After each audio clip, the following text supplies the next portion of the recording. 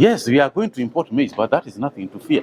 Minister wa ũrĩmi Mũtahi Kagwe nĩ acemanĩtie na magavana matiganĩte kwarĩrĩria tabarĩra itiganĩte rũhonge-inĩ rwa ũrĩmi kũrĩa augĩte bũrũri nĩukũgũra mbembe kuuma nja wa bũrũri kuona magetha nĩ matanyĩtwo kũnyiha gĩtũmi arĩ marũrũ ma ũcenjia wa rĩera.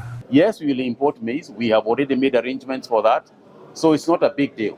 We will manage.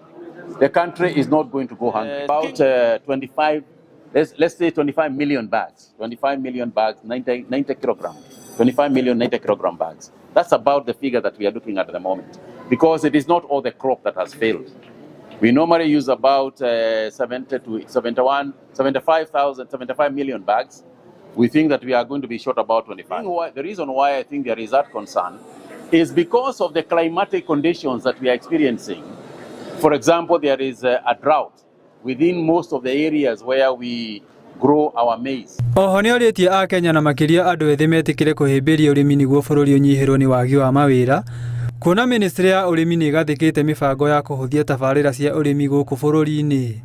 Importantly is how to transform our agriculture to a youthful enterprise and how we can bring our youth to be the owners of agriculture as opposed to the people who have been watching from the sidelines. We want the central part of agriculture to be managed and executed by youth. We want to emphasize the issue of job creation. And I can expand a little bit on that one. This is under the new Agri Connect program. The Agri Connect program being an initiative by the government of Kenya in partnership with the county governments, the World Bank, and the private sector. And the reason why we keep on talking about job creation is because it will inform policy decisions that we have to make in the agricultural sector. Athiĩte na mbere na kuuga atĩ bũrũri kũhetũkĩra ministry yake nĩ ĩgũthiĩ na mbere na kũiyũkia ũrĩmi wa njĩra cia kĩrĩu na makĩria kũigithia nacio nĩguo kuongerera magetha.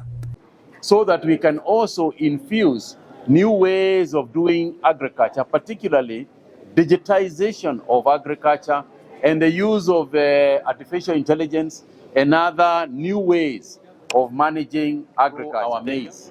And these are some of the things we are talking about transformation. For example, over-reliance on rain-fed agriculture.